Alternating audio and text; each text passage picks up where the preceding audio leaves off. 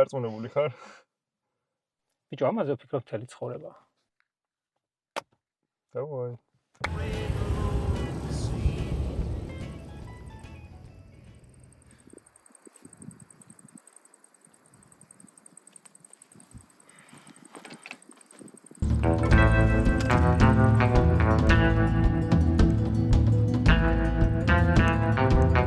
ახლა მე ვიმყოფები საქართველოს უკიდურეს აღმოსავლეთ წერტილში. ჩემი მთავარი მიზანი კი მთელი საქართველოს გავლაა ველოსიპედით.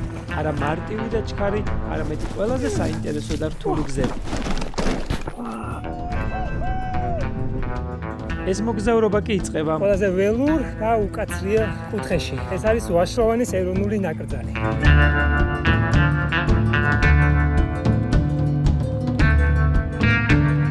რამდენადაც ველური და უკაცრიელია აქაურობა ადამიანისთვის, იმდენად მრავალფეროვანია ის ფლორისა და ფაუნისთვის. აქ უამრავი მტაცებელი ცხოველია და აქ ბინადრობს საქართველოში ადამიანისთვის მომაკვდინებელი ერთადერთი სახეობა დიურზა, რომელსაც ყველაზე მეტად უნდა უგრძნოდე ამ მონაკვეთში. იმდენი რაღაცა გარბის გზაზე ვეძებ დინდება იმდენაირი ჩიტი. შენი მოგზაურობის დაწყებიდან პირველივე წუთებში მივხვდი, რომ ეს იმაზე რთული იქნებოდა, ვიდრე მე წარმომედგინა. ესეთი გზებია ჩემი მტერი. რა თქმა უნდა, ეს არც პირველია და არც უკანასკნელი. ძალიან ხშირად ვფიქრობ ამ ქვიშანარო ხრეში. და წინ მელოდება ძალიან მაღალი აღმართი. ვაშლოვანი რთული იქნება ნამდვილად. ესეთი ბევრი მონაკვეთი აქვს. ესეც პირველი აღმართი. თავიდან ესეც ჩაჭრა შეიძლებოდა. აი ხუნავიდე. როგორც ცხოვრებაზე ამბობენ, ყველა სირთულეს მოსდევს მარტივი პერიოდი. ესე აქაც ყველა აღმართს მოსდევს დაღმართი. დაღმართი კი სულ სხვა ამბავია. აი ამისთვის ღირს ძალიან ბევრი რამის გაკეთება. პირველი 5 კილომეტრის გავლას 2 საათამდე მოვუნდით, რაც საკმაოდ ნორმალური მაჩვენებელია თუ გავითვალისწინებთ ჩემი ველოსიპედის სწორას.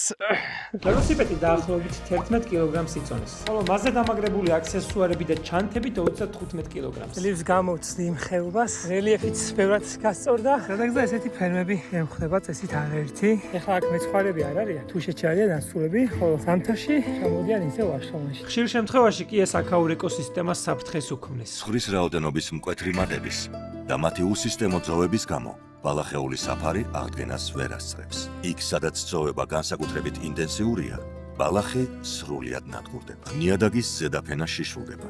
წვიმებით ირეცხება. ქვიშისა და მტვრის სახით მიაქვს გარს. რჩება ღორღიანი უდაბნო. ვაშლოვანში ნამყოფი არ ვარ და ამ საოცარ ბუნებას აეხლა შევიგზავნა პირველად. აქ წინ არის სასაზღვრო პუნქტი, რომელიც გადაღებას ახლოდან არ შეიძლება. აქეთ კიდე აზერბაიჯანის საზღვარი არის. არავითარ შემთხვევაში არ უნდა აგერიოს გზა და აზერბაიჯანის წინააღმდეგ გადაფრიდა, იმიტომ რომ სასაზღვრო პოლიცია მოვა, დაგიჭერს და მე უნდა ხელი პროცედურები რომ გამოხვიდე ისე უკვე. გამარჯობა. ესაზღვრები ჭემა შემპატიჟეს, ძალიან დიდი პატივი მცეს, სიწყალი მომცეს. რომ ვიმშვიდობებოდი, მოვუკიდე ჩემს ველოსიპედს ხელი და მე ამიტომ ჩავარაცლო ხა. ვაშლოვანს გაუხით ქავიბორბლით ვერ დავტოვებთ. ამის შემდეგ ჩემი გზა სამუხის ველზე გავაგრძელე, რომელიც ვაშლოვანის უკიდურესი სამხრეთ ნაწილია. ეს ველი არის იმით განსაკუთრებული, რომ აქ ქურციკები ბინადრობენ. ქურციკები, რომლებიც ვაშლოვანის ნაკრძალში ოდითგანვე ბინადრობდნენ, თუმცა რაღაც პერიოდის მანძილზე და მათზე ნადირობა დაიწყეთ და სრულად გაუჟლიდეთ. ამის შემდეგ არაერთხელ შევეცადეთ მათი პოპულაციის აღდგენა. საბოლოოდ 10 წელია აქ ქურციკები ბინადრობენ. ბევრი სიარულის და დაკვირვების მიუხედავად ქურციკები ვერსად ვიპოვე. სამაგიეროდ ვიპოვე შენი დედავატირე რა. კიდე გასკდა. სულ 2 სათადარიგო კამერა მქონა და 1 საათის მანძილზე ორივე გამოვიყენე. ყველაფერი კარგად არის, სათადარიგო საბურავი აღარ მაქვს. პირველი მონაკვეთისგან განსხვავებით სამუხის ველზე აღმართები და ცუდი რელიეფი არ იყო. თუმცა აქ იყო სიცხის პრობლემა. კილომეტრების მანძილზე მზისგან თავშესაფარი ერთადერთი საშუალება გზაზე შემხვედრი ფერმებია. გვინდა რომ ეხა გველები ნახო, მათივაში უნდა შეხვიდე. ვიცი 1 საათია მოვდივარ და გზად არაფერი არ იცვლება და არ სრულდება ეს გზა. ჭრდილი. საათნახევრიანი მოდიალის შემდეგ ეს აღმოჩნდა ერთადერთი ხე, რომელიც არის უსაფრთხო, არ არის სადაც მინდვრებში და შემიძლია აქ მზისგან თავდაცვა ცოტა ხანი. ალუბლის ჭირი, ანანასის ჭირი, მიგოზი თხილი ქეშიუ, ანუში, ენერგიის წყალო. ამასობაში კი ბუნებამ ერთი საოცარი რამ მაჩუქა. სულ არსაიდან გამოჩნდა ქურციკი, რომელიც მარტოდ სეირნობდა. აი, ყავი, დაუძეს გზა. ჩემი დღევანდელი მიზანი სამუხის უველის გავლით ჭაჭუნას აღკვეთილის თავშესაფარში ჩასვლა იყო, რაც ჯამში 72 კილომეტრიანი გზა გამოდიოდა. თუმცა ნელ-ნელა ვატყობდი, რომ ამას ვერ მოვახერხებდი. ეხლა ესეთ ქოხთა რომ მოხვა, ესე იგი მთავარ გზას გადაუხვიე რა, იმიტომ რომ მთავარ გზაზე ესეთი ფერმა არ არის. დრონის აფრენა მიწევს იმისთვის, რომ გავიგო, ყველაზე მოკლე გზით საიდან შემიძლია გადავიდე. ხო. დღევანდელი დღის მთელი სირთულეები უკვე გადავიტანე. ახლა გზაც გასწორდა და მზეც ჩადიოდა. აღმართი რომელიც არც ედმეტია, არც ცოტა იდეალურად მიქრი ხარ. აი მთები. გავს კიდე ვაშლოვანით. ეხლა მთავარია ვიპოვო რამე კაი კარვის ასაშველი ადგილი. მე შეგიძლიათ გაითვალისწინოთ საშუალოში ვიზიტისას, არ არის აუცილებელი კარავში დარჩეთ. აქ რეინჯერების რამდენიმე პოსტზე არის განთავსებული ტურისტების თავშესაფრები. ასე თუ ისე არის კომფორტი. სხვა ვარიანტი არ ჩანს. აი ესეთი მინდვრებია ყველგან. აქ უნდა გავშალბანო. ой, რამდენი კომა. არამწარი თითმინებია. ურში იმდენი ხმა მესმის ამათი? აიდან მოდიხართ ამდენი? გააბაზრეთ თქვენი. ვიდე კაი ბოდი მოგჩი.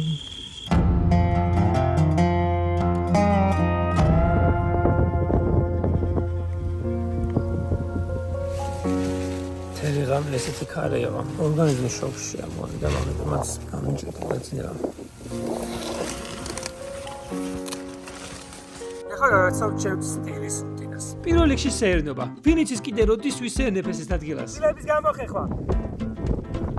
კარვის აშლა იმედია ეძახი გადაურჩა გუშინდან სიცხეს. როდესაც კარგად ვერ იგოვები, ვცდილობ ხოლმე პროტეინი ღვეცილა დავლიო. ასევე სიარულისას ვსვავ ხოლმე ელექტროლიტებს, ეს მეხმარება რაც საჭირო ვიტამინების მიღებაში და ორგანიზმის სწორედ ჰიდრატაციაში. ამ ყველაფრის შეძენა კი რა თქმა უნდა შეგიძლიათ ნუტრიოჯიზე. სამწუხაროდ ნუტრიოჯიზე არ იყიდება კოღოებისგან დამცავი და მეც საშინლად დამკბინეს.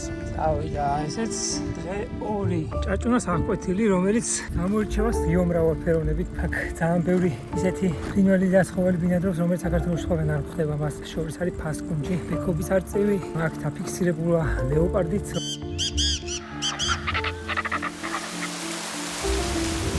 მოგეთ დღეს გეგმაში მაქვს რომ ვაშოვანის ნაკრძალიდან გავიდე. ყველა არის საქართველოს ნაკრების მატჩია, ვიდრე თბილისში ვიყო. მოგეთ ეს უხილავი ტერი არ ამცდა. შინ მზე, დღეს ქარი. ეხლა უნდა მივიდოდე თავისუფლად, აი თითქოს ვიღაცა ტიპი უკრინან მეკაჩება. ერთი შეხედვით თითქოს მთელ სამ ტერიტორიაზე მარტო ხარ, მაგრამ შემდეგ ნახულობ ფაქტებს, რომ ეს ესე არ არის. უამრავი ტურა იქნება მგელი. თავი და 20 წლიანი. უნდა ვაღიაროთ, რომ მე ჭაჭუნას შედარებით მოსაწყენი მონაკვეთების გავლა მომიწია და ძირითადად მდელოებს მიუყვებოდი სანამ არ მივადექი მდინარის ხეობას. ძალიან არ მომწონს ეს. ხო, აქ კი გავიფიქრე ჯანდაბას, რაც არ გკლავს გაძლიერებს და გავუდექი გზას, რომელიც ვიცოდი რომ საშინლად რთული იქნებოდა. თუ გზას უნდა უყურო, შემთხვევით ხვიერ ხრეში არ გადახვიდე. ხრეში გადასვლა კი მაშინაა შესაძლებელი, როდესაც ორივე საბურავი მწყობრში გაქვს და მიდიხარ. არა. უშენ დაუბერაობა იქნებ უშოროს. მაგრამ მივქარი აქ რომ გამოვედი რა. ხეობის ურთულესი მონაკვეთები კი ჯერ კიდევ წინ მქონდა დარჩენილი. ქვიშანარავი ხრეში, ტალახი, აღმართები. ძალიან ნელა, მაგრამ მაინც მივიწევდი წინ. ასევე ნელა, მაგრამ მაინც იშვებდა ჩემი საბურავი. უჭველი უნდა გავატყო.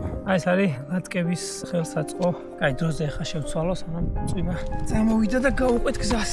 აი ამ ხეობიდან ამოძვერი ძლივსა. იდგორი, კაი გზა იცი. ეს უკვე ჩაულებად მეკცა. როზიმედის ესეთ რევა. აი არ თავდება აღარც. აქ არის გიჟივით უბერავს. დღევანდელზე ეს მაგარი რთულია. გზად პატარა ნავთობის მაღაროები შემხვდა. ერთი შეხედვით აქარობა მიტოობრს გავდა. თუმცა ნელ-ნელა დავინახე მაღაროები, რომლებიც მუშაობდა. ორი ნაჭერი პური, ინდაურის კონსერვი და ერთი თალი ახალგიჭი. კარგი კვება და დასვენება არის ამ მოგზაურობის უმთავრესი ფაქტორი. ამიტომ ძალები აღვიდგინე და ახალი შემართებით გავაგრძელე. ჩემი გზაც აღმართებიდან ნელ-ნელა მინდვრებში გადავიდა და სიარული გამარტივდა.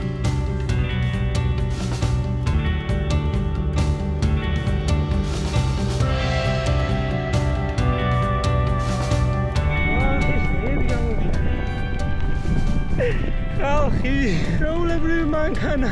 აუ რა ბედნიერი ვარ თქვენ ხო არ იცით რა. ასფალტი. ვაცუგო. ახლა უკვე ჩაფუთის გაკეთების დრო არის. მაგრამ ვიბრძოლე ეს ორი. მაინტერესებს ასფალტზე როგორ ვიბი. აღარც დაღლა მახსოვს აღარც ის რთული მონაკვეთები.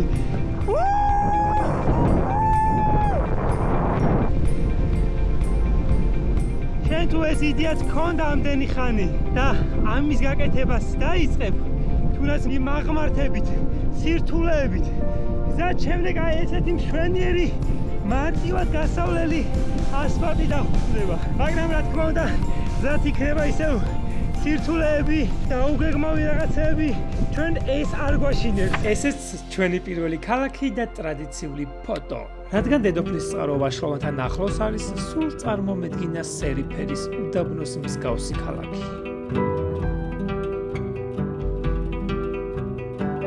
ჩვენი პირველი ქალაქი, რომელიც საკმაოდ ლამაზი, სიმწვანეში ჩაფლული აღმოჩნდა, აქ დაახლოებით 6000-მდე ადამიანი ცხოვრობს და საკმაოდ ბევრი ტურისტი სტუმრობს, რადგან ვაშლოვანის ეროვნულ ნაკრძალში მოსახვედრად აქ უნდა აიღოს სასაზღვრო საშვიც და ნაკრძალში შესასვლელი ბილეთიც.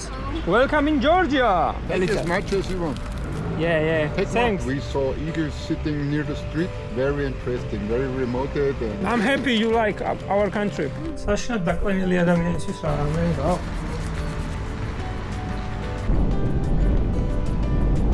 აბა გამასტარი.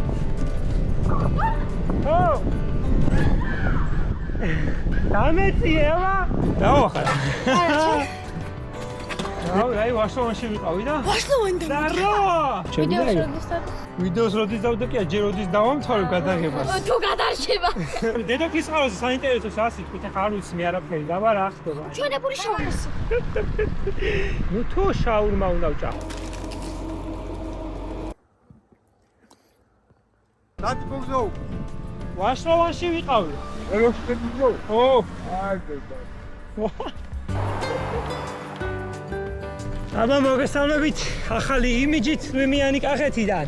ხო, და რა შევჭამდი ვაშლოვანა დაბრუნებული თუ არა ატომს. Აბა დახმარება გვარგინა. არა, ყველაფერი კარგად არის, მადლობა. ატომის ჭამასთან ერთად ვიპოვე დასარჩენი 20 კილომეტრში და მისკენ გავეშურე. რა თქმა უნდა, მოდი ხარვა. ამდენი ხანია მინდა განქარვება. აი ესეთია აღვარდია განცენის პუცი. ო დელია. გული ბედნიერია. ელიზბარ თალაკვაძის მარანი. სწორედ აქ მივდივარ მე.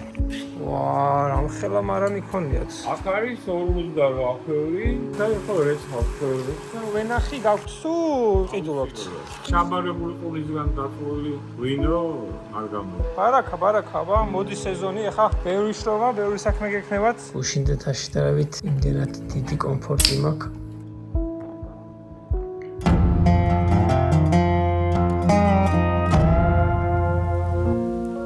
ასეთი შესანიშნავი დილგანთი და კარდენახში.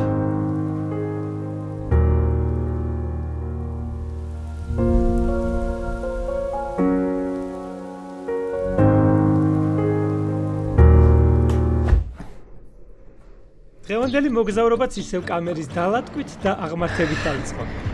აღარების განხო ვერ დავიცავი თავიდან. ვისგან მაინც დავიცვა? იქიდან გამომდინარე, რომ დღეს საღამოს მინდოდა უკვე თბილისში ყოფილიყავი, მაგიტომ დავდიოდი ესეთ შქაროსნულ გზებზე. აქ სანახაობაც ნაკლებია და ასე მგონია მაქაის მძღოლები საერთოდ ვერც გამჩნევენ. გამონაკლისების გარდა. არა, ყველაფერი კარგად არის. თბილისისკენ მივდივარ. ნელა, გენაცვალე, მადლობა. არადა მიჭირდა ის, რომ ჩემი საბურავი წნევას ვერ ინარჩუნებდა. საერთოდ ჯამში კარგად მივიდიოდი და მალევე ბადიაურს მივადექი. ბადიაურის გზაზე გამოტანილია დახლები. ერთგვარი ტრადიცია აქ გაოლა და შოთის პურის და ყველის ჭამა. ყველი და პური ხო გემრიელია, მაგრამ პომიდორიც არის ხოლმე საოცრება აქ. ანუ ყველაზე გემრიელი ჩემი აქ ჭამა, რაღაცა ხის მაგიდაზე, უმარკივესად პური, ყველი და პომიდორი. რატოტილი? ესეც ჩვენი შემდეგი ქალაქი სარაჯევო. ჩეპე მომივიდა, პიპკარაც არის, ეგ ამომიწყდა დაბერისის. მე და ჩემი ველოსიპედი ძირითადად ესე ვარ ყოფილა.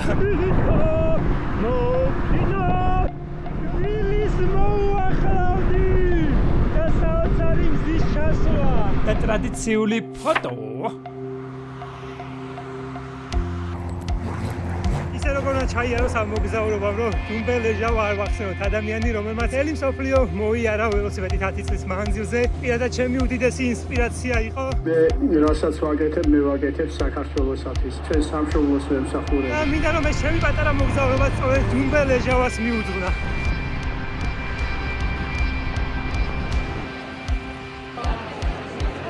საქართველოს ნაკრებმა 4-1 დაამარცხა ჩეხეთი და შესანიშნავ ხასიათზე დაგვაყენა მეც და მთელი საქართველოს.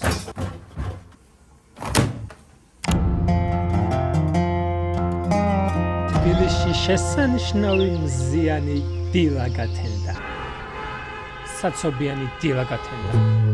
ველოსიპედის გადაადგილებისას კი ეს საცობები ძირითად შემთხვევაში მაგრად კიდია. თუმცა არის ერთი მაგრამ და ეს მაგრამ არის უსაფრთხოება. თბილისში ველოსიპედით გადაადგილება გავს თამაშს, რთულ თამაშს. თამაშის მთავარი მიზანი დანიშნობის ადგილზე მისვლაა. გზად კი სხვადასხვა სახის დაბრკოლებაა გადასავალი. ხილად. თუ გაგიმართლა გზად ველობილიკი შეგხვდება, მაგრამ არ დაგავიწყეს ეს რთული თამაშია და ველობილიკებით სადღაც ქრებია. ველობილიკი ხო არ გინახავ სადმე? და აქ იწყება უკვე ნამდვილი გართობა. შენ აქ უნდა ჩახტე? აქ ორმოებს ნაციო, მე აქ აჯვე და მე აქ გაძვრე. მე ისე ველობილიკს ვეძე. ამ ძებნაში მივადექი ჩვენი დედაქალაქის პირველ ველობილიკს პეკინის გამზირზე. რა თქმა უნდა, ეგრევე გიწევს სირთულის გადალახვა. კიდევ ერთი დაბრკოლება ველობილიკზე. პეკინის ველობილიკი დასრულდა იქამდე, სანამ თვითონ პეკინის ქუჩა დასრულდებოდა. შემდეგ კი ველობილიკი აღმოჩნდა ბასლანში. ბასლანში სადაც დადიან ავტობუსები, საცაფო სახანძრო ტაქსები, სამთავრობო მანქანები, მოტოციკლეტები, პოლიციელები. ეს ველობილიკი არ არის. მაგრამ პროგრესი არის. რამდენიმე წლის წინ რომ არც ერთი ველობილიკი არ იყო, ეხლა რამდენიმე კილომეტრიანი ველობილიკი მაინც გვაქვს. რომ ადამიანებს უფრო მეტად უჩნდებათ აღქმა, თენი როგორც ტრანსპორტის და უფრო მეტად იჩენენ პატივისცემას. მოგზაურობის პირველ დღეებს თუ გავიხსენებთ, ალბათ მართებული იქნებოდა რომ ახლა შედარებით მარტივი და სასიამოვნო გზები ამერჩია. ალბათ ამიტომ მივუყვებოდით თბილისის გასასვლელს მაგისტრალისკენ. ჩვენ ეგეთი გზები არ გვაინტერესებს. სწორედ ამიტომ დავადექი მუხათგვერდის სასაფლაოების გზას. ეს იქნება ძალიან ბევრი აღმართი. ვიზონიდან დაახლოებით 1700 მეტრი უნდა ავიდე ზემოთ. ზემოდელი გეგმა არის მანგლისამდე ჩასვლა. თბილისიდან მანგლისამდე 55 კილომეტრია და ეს გეგმა საკმაოდ რეალურად ჟღერდა. თუმცა მე არ გამითვალისწინებია რომ მივდიოდი ერთ-ერთ ყველაზე რთულ off-road მარშრუტზე. ეს არის ჭილის ტბიდან დიდგორზე გადასასვლელი გზა. ნუ გზაცაა და გზაც.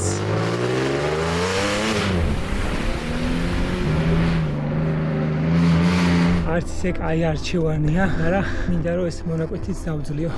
მივუყვები. მალე ალბათ დასრულდება. სასაფლაოზე ასფალტის გზაც. თანაფეხები მიმორჩილება, კარგად მივდივარ, არა? დიდი ხანია ისეთ აღმართს ვერ გავუკაჩავ. ჭორდი. აი, ცოტა ხანი ხელი დავიტანოთ. მიჩვეული ვარ მაინც ხელით რევას. რა ხდება? ორღადაო. ალბათ განგება მისურა რომ აქ ამოსულიყავი და საოცრად ლამაზი ტყე მენახა. რატო ვამბობ ამას? იმიტომ რომ გზა ამებნა. რაც უფრო ლამაზდებოდა ბუნება მით უფრო რთულდებოდა გზა. აი ამჯერა რომ იქნება რომ ფუფხდე. ცალი ეგარი გადასახები გზა არ არის. მსგავსი რაღაცის გაკეთებას თუ გადაწყვეტთ, იცოდეთ რომ ეს არის თქვენი ფიზიკური და მორალური შესაძლებლობების გამოცდა. ამაღმართს მე დავამბობ, რომ ცაში ავედი. და ეს აღმოჩნდა. ეს იყო ბოლო აღმართი ჭილის ტბამდე და არა დღევანდელი დღის. არ დაგავიწყეთ რომ ის off-road გზა, რომელზეც აქამდე ვისაუბრებ, მხოლოდ ახლა იწყება. აი სამაგიეროდ აქ გამოდიხარ, აი ესეთ ხედს იმსახურებ. ვაფშე აღარ მახსოვს ახლა ის ტანჯვა რაც იქ გამოვიარე. 3 საათის შემდეგ დავჯექი ველოსიპედზე და ვკატავ. ამისთვის არის ეს ველოსიპედი. აი. ო ჯიგა. აი ეს, აი. ო რაღაცა ძალიან საეჭვოდ. მე ჩავდივარ. ეხლა ხვდები რატო არის ეს ადგილი off-roaderებისთვის საყვარელი ადგილი. საშიად გვალვა არის და მაინც წყალი დგას აქ.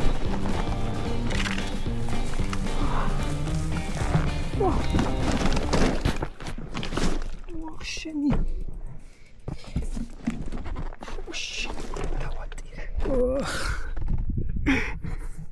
ანაიათ მოახერხები ჯორა უყურადღებობა მომევიდა. ცოტა პოზიტიურად რომ შევხედოთ, ეს იყო შეცდომა, რომელმაც მეჭკუა მასწავლა. აქ ჩავარდე, შეიძლება დავიხრჩო. აი რა ვქნა. მთელი ტერიტორია იმდენად დაჭაობებული იყო, რომ გზით გავლა შეუძლებელი იყო. უკან უნდა მიბრუნდე და შემოვლითი გზა ვიპოვო.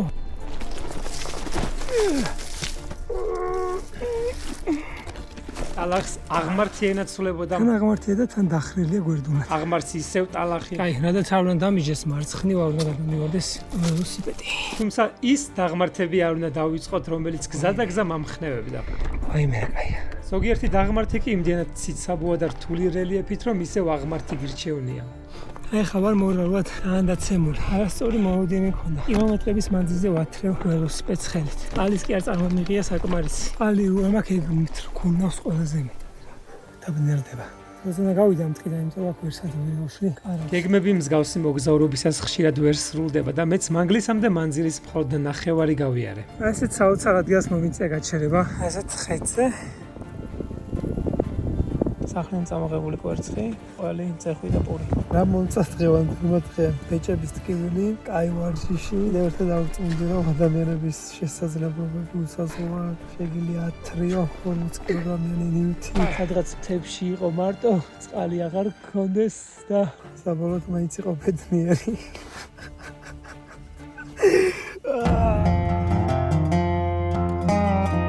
დღე 5, დღე 6, 7, 8, 9.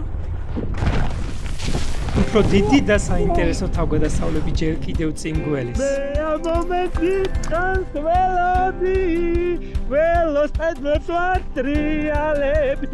და რაც მთავარია, საოცრად კარგი ადამიანების გაცნობა, რაც მოგზაურობის პირველ ნაწილში ნამდვილად მაკლდა. მე აქ იქნები ჩემთან. ვა! გასხედით მეგობრებო? ამიტომ ჩემი შემდეგი ვიდეო რომ არ გამოგრჩეთ, ჩემი აბასთუმნელი მეგობრები გეტყვიან რა უნდა ქნათ.